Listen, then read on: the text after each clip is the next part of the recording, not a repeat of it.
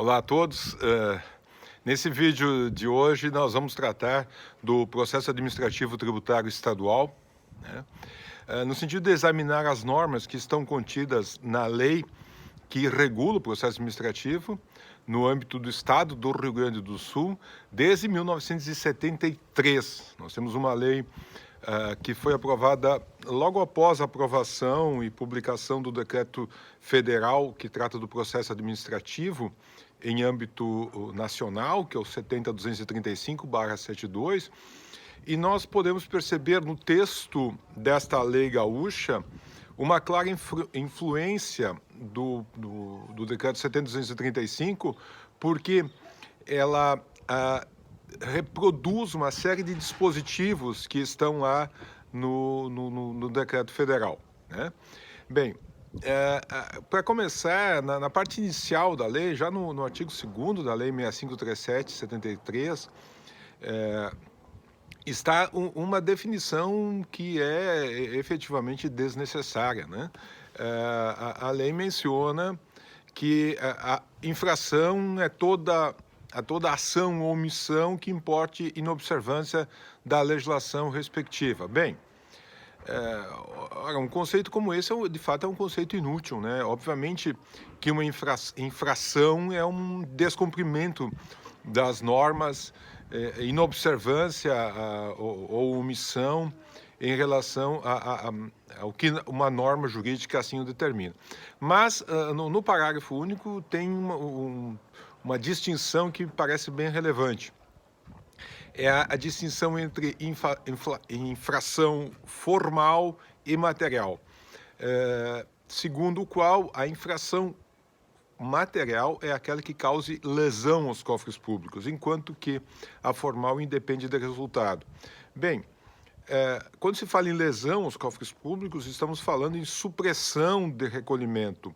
Em outros termos, quando o Estado, em razão da ação do contribuinte, frustra a sua arrecadação, diminui a sua arrecadação, o contribuinte, em face de uma ação infracional, paga menos tributos do que deveria pagar, né? Notadamente o ICMS.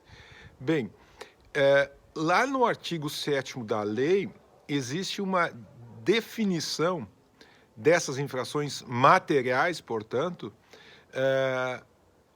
de acordo com o grau de comprometimento, me parece, da lesão aos cofres públicos, né? Quando, no inciso 1º, define como infração qualificada aquela infração que, quando envolve adulteração de livros, falsificação de guias de recolhimento de documentos, inserção de elementos falsos, bem como a utilização dolosa de documentos assim viciados, bem como quando a lei, ainda por circunstâncias objetivas, assim as considere. E vejam que essas circunstâncias objetivas estão todas elencadas lá no artigo 8º da lei. O artigo 8º da lei define uma série de infrações e materiais qualificadas, e lembrando que essas infrações materiais qualificadas, nos termos do artigo 9º, há uma cominação de uma penalidade equivalente a 120% do imposto que deixou de ser recolhido. Então, é uma penalidade bastante severa, né? E que, inclusive, o próprio Supremo Tribunal Federal vem entendendo que se trata de uma penalidade contrária à Constituição, pois ela afrontaria o princípio da vedação ao confisco. Afinal de contas, conforme o entendimento do Supremo Tribunal Federal, a multa máxima em relação a não pagamento de tributos deveria ser de 100% do tributo devido. E aqui nós temos uma situação em que esse percentual excede aos 100%. Estaria sendo inobservado o princípio da vedação ao confisco, mas se nós formos examinar os acórdãos do Supremo Tribunal Federal que trata do assunto, de fato, o que está sendo utilizado como fundamento da decisão do Supremo Tribunal Federal é justamente o princípio da proporcionalidade. Portanto, o que o fisco há de fazer diante de uma situação como essa, não há um caminho alternativo.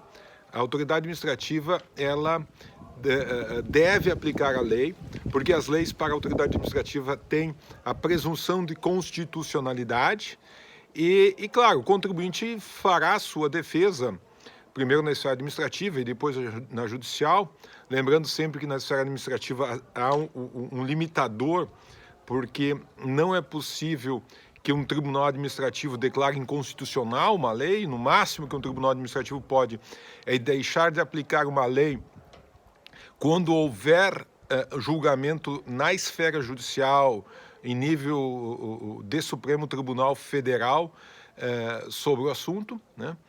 Mas, obviamente, que o contribuinte poderá, e o que se recomenda fazer é justamente discutir isso.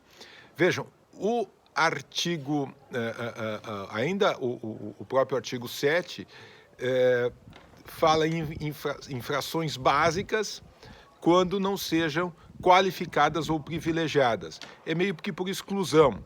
Quando nós falamos de privilegiadas, estamos falando do inciso 2 do artigo 7º, que ele praticamente reproduz aquela previsão que está lá no artigo 138 do Código Tributário Nacional, no sentido de estabelecer uma espécie de prêmio ao contribuinte que faz a denúncia espontânea da infração, mas com uma diferença expressiva ou significativa aqui, porque o artigo 138 do Código Tributário Nacional, que regula, vamos lembrar, a exigência de tributos em todo o território brasileiro, vale, portanto, para os entes da federação. Ele estabelece que, na hipótese de denúncia